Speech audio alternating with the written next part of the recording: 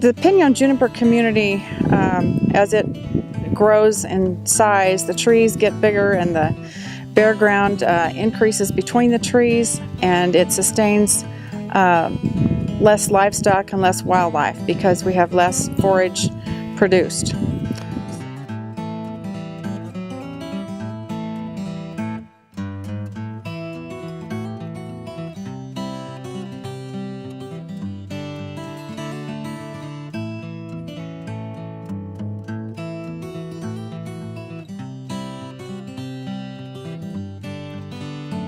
There's different types of brush management, but the particular type that we've done here, the grinding, we like specifically because we leave dry matter on the ground that eventually gets incorporated into the soils.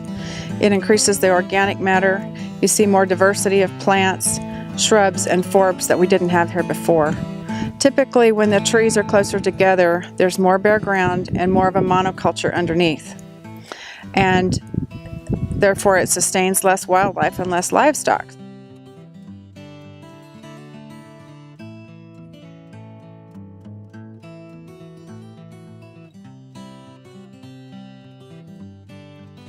The brush treatment that they're doing with the mulch piles and establishing good areas for regrowth is kind of the path to a healthier, better, stable soils, which is when you have a good cover on the range. It slows down mainly here. There's a lot of wind erosion, but also when it does rain, it holds the rain in place. It doesn't run off. The soil is more porous, and infiltration rates increase the amount of water that gets deeper into the root systems. Making grass communities multiply is all hinged on the amount of moisture that the roots get and how much the microorganisms get to produce usable nutrients for the grass roots themselves for grass regeneration. When they do the brush treatments, they eliminate a lot of the trees that take a lot of the moisture and nutrients away from the grasses. Now when the grass cover comes back, it's going to be a better carpet, and it's going to be a better absorber of rain and retention of moisture.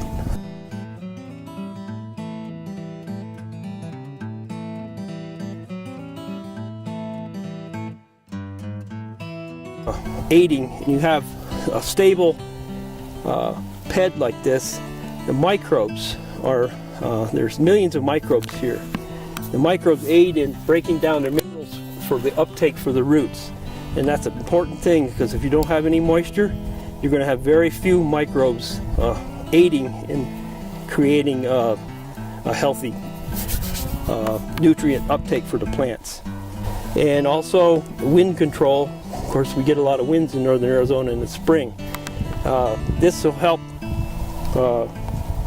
keep that surface where your organic matter is concentrated from blowing away and ending up somewhere 100 miles north of here. As you see, we're in a bedrock situation here where the soil is really shallow. So whatever moisture is going to be here is going to go that deep, and that's as far as it's going to go until it hits cracks and fractures in the rock, in the bedrock.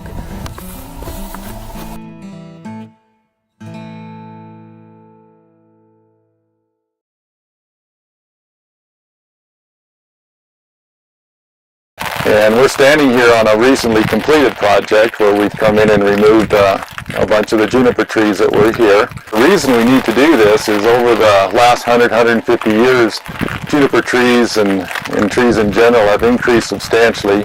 We refer to it often as invaded into what used to be grasslands. Sometimes there was a few trees there, but we increased the number of trees. And what that's done, it's had a negative impact on the habitat for those species that like grasslands.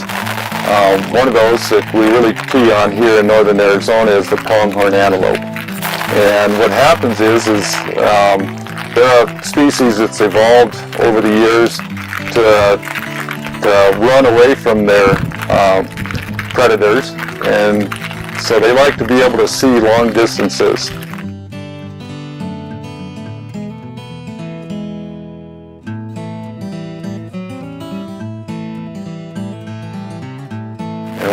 increase the trees they can't see, and so therefore they no longer go into that area like they would have in the past. And it reduces the amount of habitat. We also have a lot of elk in this area, so we're trying to design this practice to help the elk as well. And so you'll see that not all the trees have been removed. In fact, there's an island of trees behind me. And, you know, before settlers came into the country, there was a lot of natural lightning strikes that would, you know, cause fires, and they would burn a small area, maybe a few thousand acres, maybe even bigger than that, maybe only a few hundred, or maybe only 20, 30 acres. And so without somebody coming in and stopping those fires, it was done naturally. The trees were kept either not in there at all or a lot less of them. Well, in this arid environment, you know, there's limited water. So when you have a lot of trees, just to sustain those trees, they use most of the water, and therefore you don't get a lot of understory.